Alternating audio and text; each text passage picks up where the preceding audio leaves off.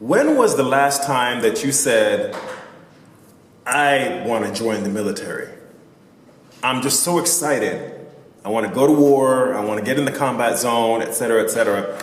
That's not really happening now, is it? For most of us, joining the military is not even one of the things that we want to consider. For some of us, it's an honorable thing. But in order to get people to join, a lot of times, the military has to offer bonuses.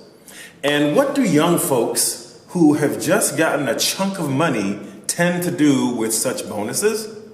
They want to spend it, buy a car, maybe something else that's a little bit more high-end, who knows?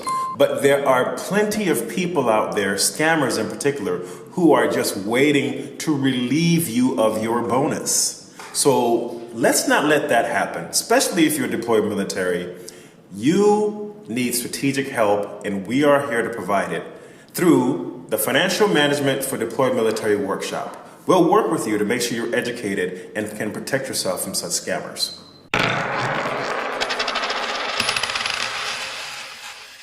Thanks for watching. A registration link is in the video description. Don't forget to like, subscribe, follow us on social media, and share with a friend.